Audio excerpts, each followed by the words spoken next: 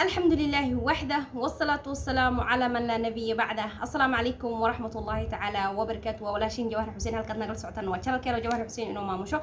Jawahar Xuseen maanta maxay inoo haysaa waxa inoo haya qiso cajiib ah waxaan inoo haya qiso yani subhanallah oo way iga oohisay yani runtii waa wax badan waa dhageysigeeda xataa yani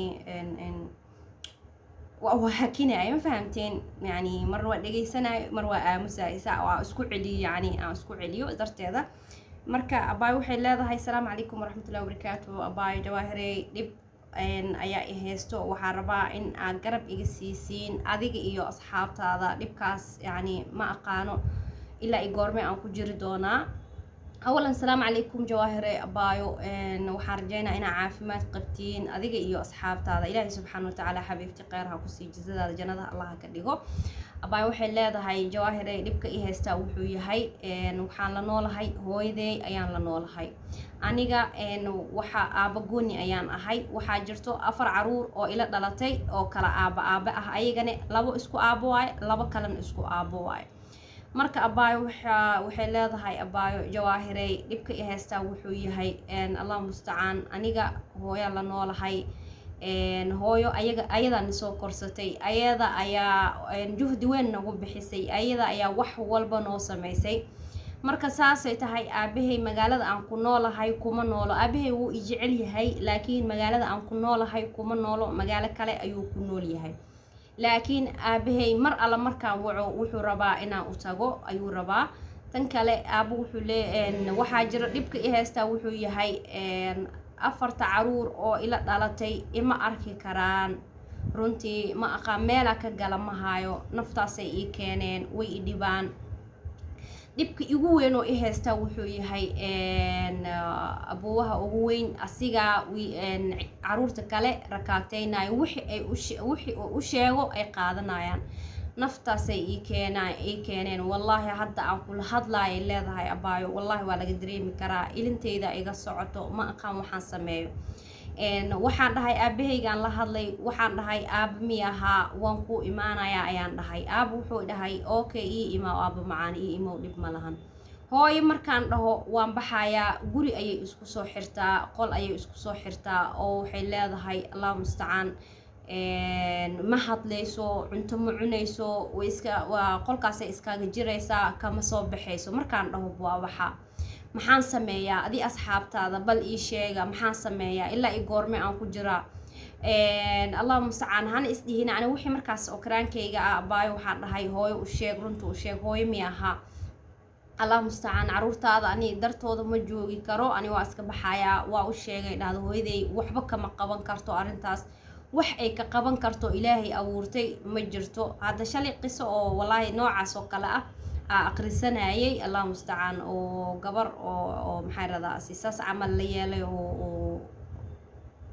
diinta dhanba isaga tagtay oo ilaahay subhanahu wa ta'ala nooguma keenay taas marka Allah musta'aan hooyaday waxay dhahday guriga isku soo xirtaa wax ay cunayso ma lahan cunto ma cunayso anigaas dhibtoonaya dhahday waxa sameynay ma lahan waa wareeray dhahday abaayo oo hina diris la ahay maxaan sameeyaa adi asxaabtaada ii sheega hooyadeedan waan jeclahay mar rabi inaan murjiyo mar walba hooyaday inay cunto ka tagto mar walba mar rabi hooyaday marka sidaas darteeda maxaan sameeyaa bal adi asxaabtaada oo haddaad tale isiinaysiin tale isiiya bal maxaan sameeyaa maxaa ila gudboon oo aan sameeyaa bal talaa idinka rabaaye maanta tale isoo siiya ay leedahay abaayo macaanto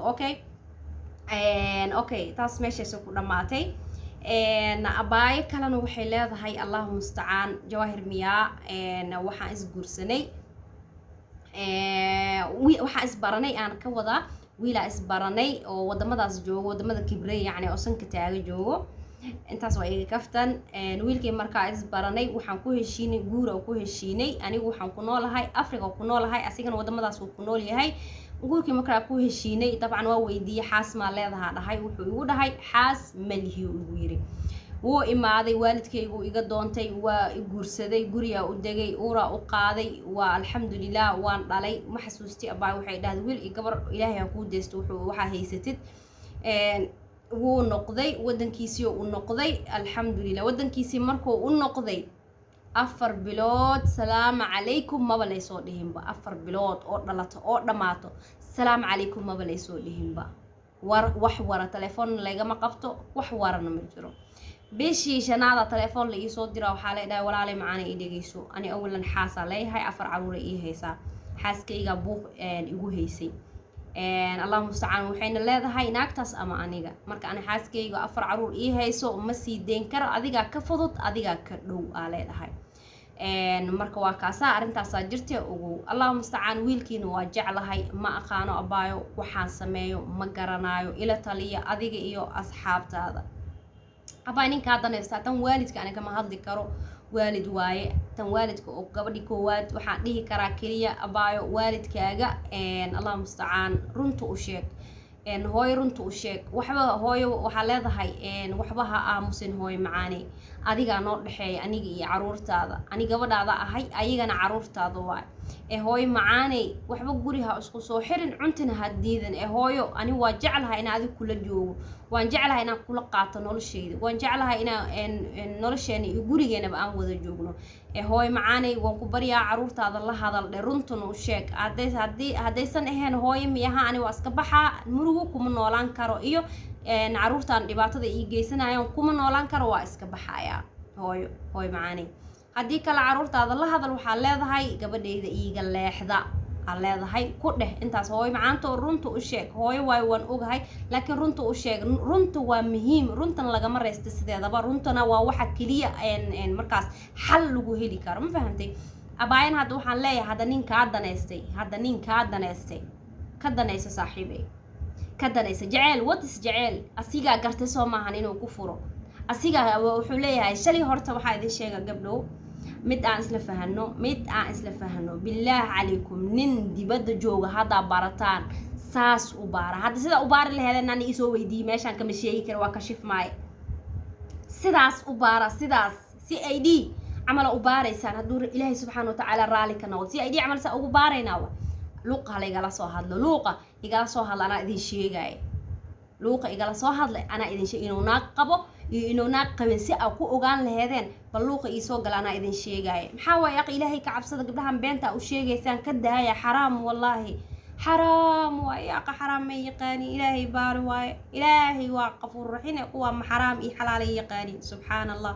ilaahay ha soo hadeeyay. marka insha allahu tacaala abaay waa kuu sheegay maanta, yani meel aa ka dhaqaaqi kartidna ma joogtid. cunug aa haysataa dhibka jira wuxuu yahay maskiinkaas muxuu galabsaday, maskiinkaas hadda maxaa yidhahdaa asi lagu kala tagaayo muxuu galabsaday, ama maskiintaas wallaahi xaraam waa sida ku dhaqmaysin rago. ilaahay subxaana wa tacaala ugu cabsada gabdhaha, war ilaahay ka cabsada, war ilaahay subxaana wa tacaala ka cabsada gabdhaha.